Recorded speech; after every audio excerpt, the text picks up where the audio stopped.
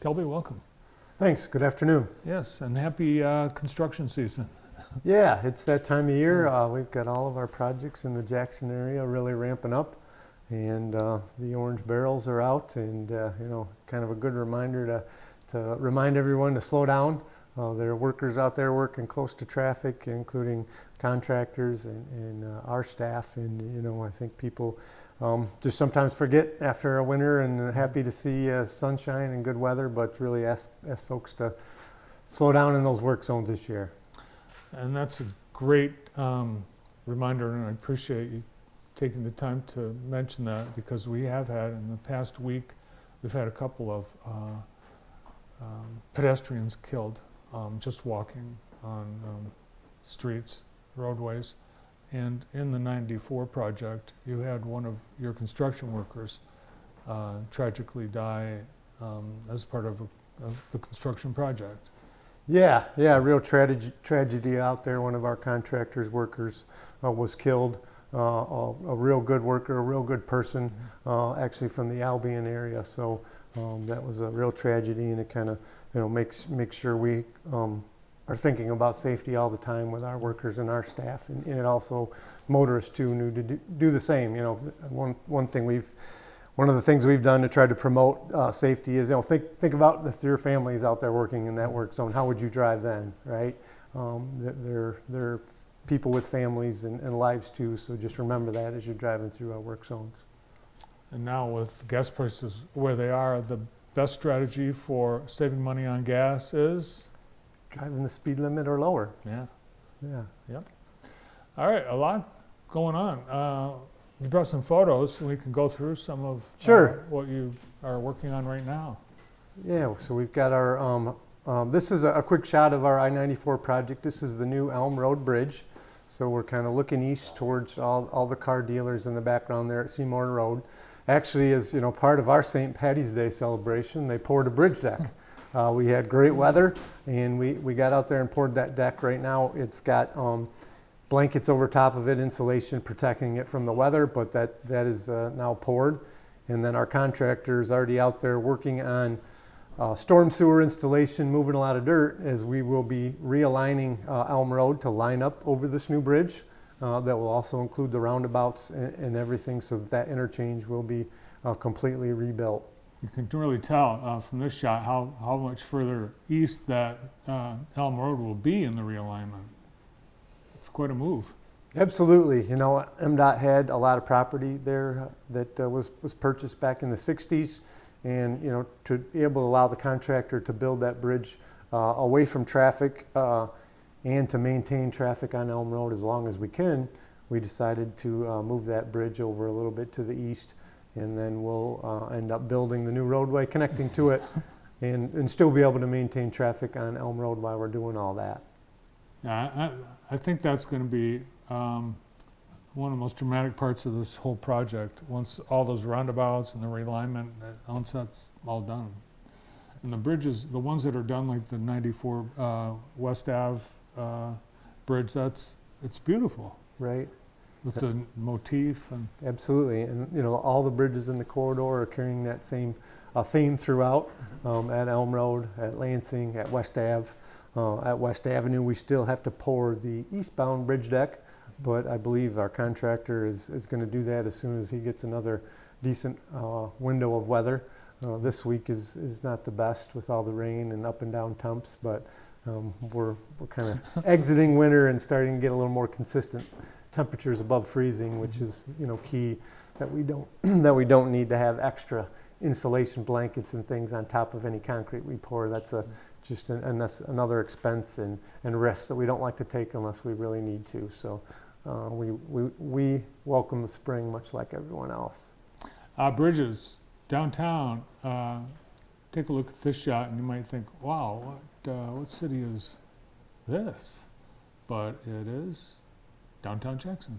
Yeah. So this is a picture that is a few days old before our contractor really got in and shut down the roads and started tearing everything up. But this is the Mechanic Street Bridge. You can see kind of Christoph's sign there in the corner, and Grand River Brewery there in the background, and the rail bridge that we'll be replacing.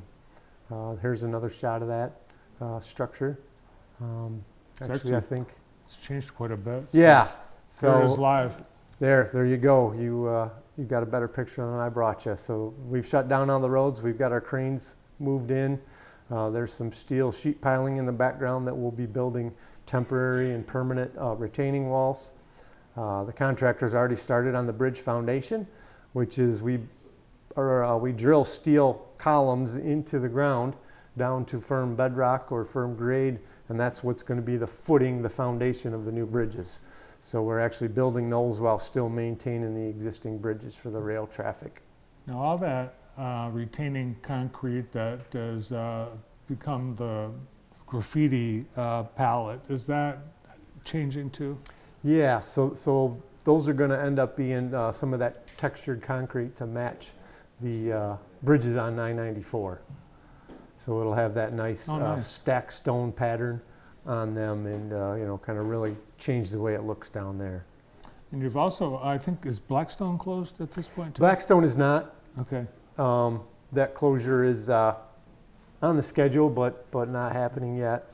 It will be happening soon, but we've been coordinating with the city of Jackson because they've got some work on Stewart Street that we don't want to do Blackstone and Stewart at the same time. So that is really a dance we play a lot with projects between county, city, and state.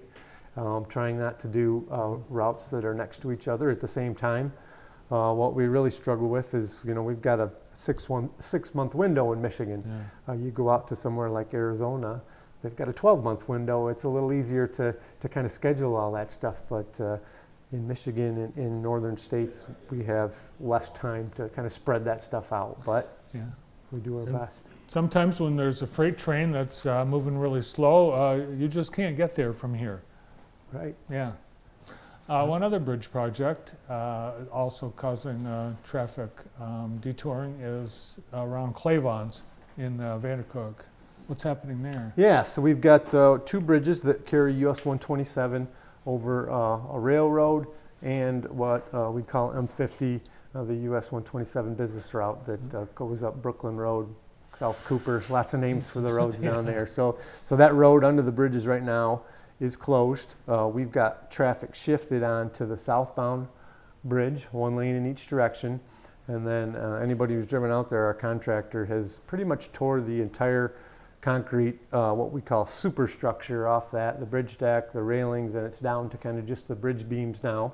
Mm-hmm. And then they actually are going to repair a couple of those bridge beams and some concrete repairs down there, and then they're going to pour a new deck and rebuild that bridge. And then we will put traffic onto that new bridge, 1 lane in each direction, and then we'll do the same. We'll go through the same exercise on the southbound bridge. But based on all that shifting and the time it takes to do all that stuff, you're talking a full season to do all that work. Approximately, November 15th we'll be done with that one too. Well, we've been hearing, our bridges and other road infrastructure all in need of repair or replacement. So it's got to happen, and I guess we're lucky that all of that is getting some attention. Absolutely. No, that project is one of those where we're not doing a full replacement. We're trying to be efficient and only do a major repair. But sometimes when you start uncovering things, you find additional deterioration, kind of like when you're doing a home remodel project. You open up, pull off the drywall or something, and you say, oh, wow, the studs are rotted or the floorboard is rotted. We've got to fix it while we're here. We found a little of that out there, but nothing that can't be fixed, and so we're pretty much on track.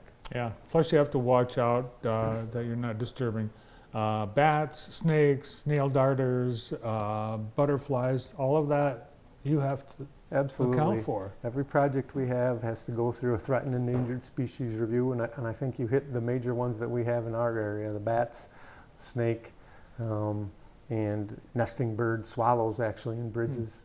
And we have to see if there's a swallow nest underneath some of those bridge beams sometimes. Right to it. Well, thanks for all the work you guys are doing, and thanks for the update. Great. I'm sure we'll have better pictures next month with quite a bit more progress. All right, we'll see you then. All right, thanks. Thanks, Kelby. Kelby Wallace, Jackson TSC Manager, Michigan Department of Transportation.